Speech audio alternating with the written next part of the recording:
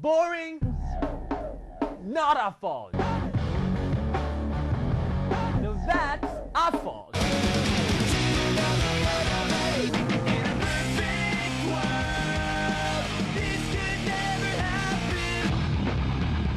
Hustle Rock every Saturday, 6 p.m.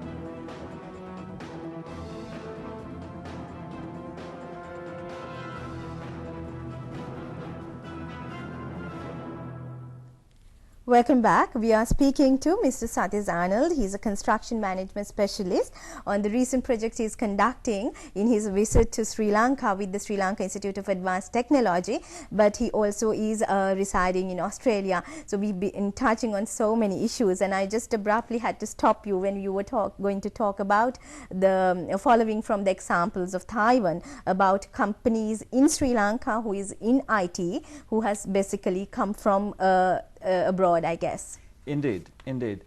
As part of the work that I've been doing, we've been doing a lot of talking to company leaders in Sri Lanka. And just in my brief time, one of the things that struck me was the quality of the software development and IT companies that are operating here now. And amongst those companies, I was so pleased to find were top Sri Lankan born professionals who had made their career and made a name in another country and have decided to come back, even without the incentives that I'm saying that Taiwan provided. But they found enough reason to come back with no incentives. But if you gave the right incentives and you made the bureaucratic procedures of setting up a company here simpler, then more companies would come, I'm sure. In fact, without mentioning the names of companies, let me talk about some of these things that these guys are doing. For example, one top Sri Lankan professional from New York, he's now back here with his own company, and he provides solutions to the top finance and corporate firms in Wall Street in New York. From here? From here. And he's from Wall Street. And he came back home because his wife, who's Sri Lankan, and he said, where will we bring up our kids? They said, I think we'll do it back home in Sri Lanka. That was the reason.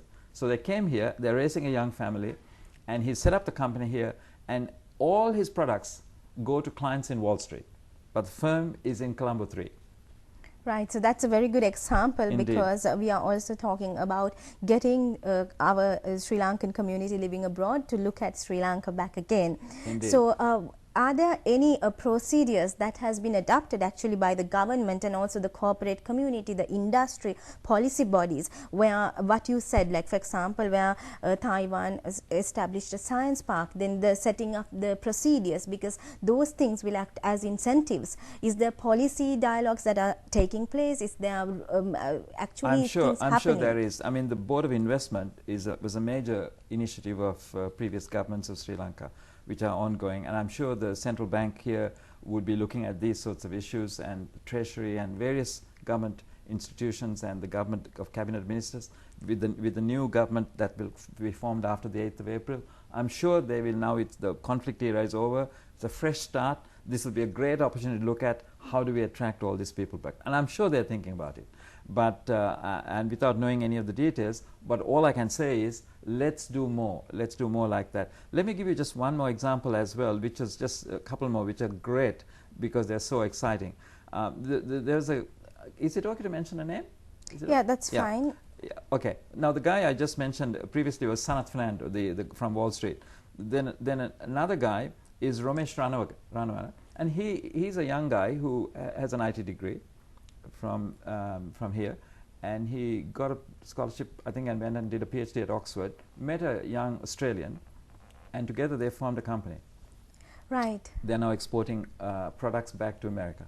So, okay, that was nice because you added human interest to it, and actually we could picture this process taking place. I think a very necessary process in the phase of development. So, Satis, I think we have touched on very important issues like harnessing the skills of the workforce, because you upgrade the skills of the workforce, it will act as a magnet where other companies can, international companies can look at Sri Lanka favorably, like how it happened in Singapore and like how it happened in Taiwan, to get back the workforce who's already skilled and abroad, so for them to come to Sri Lanka. And our special focus today was the industry of construction, because construction is crucial with this development phase where we are trying to rebuild roads, construction, airports, hubs, dams, you name it. So in that context, it was extremely crucial to understand the skills base and to enhance that with the curriculum development, where management construction became crucial. So Satis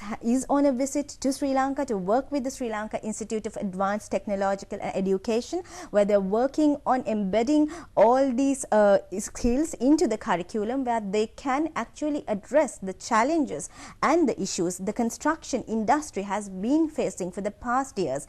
And he also mentioned the importance of the role of the government in passing the act, where they will establish quality control measures, safety procedures and the due processes in place so that construction industry can boom. So on that note, Satis, thank you very much for this many information that you kept on the round table, and thank you for joining us tonight. Thank you very much, Deepamala. It's been my great pleasure. Thank you. And thank you for watching Roundtable tonight. Do join us tomorrow at the same time. Have a good night.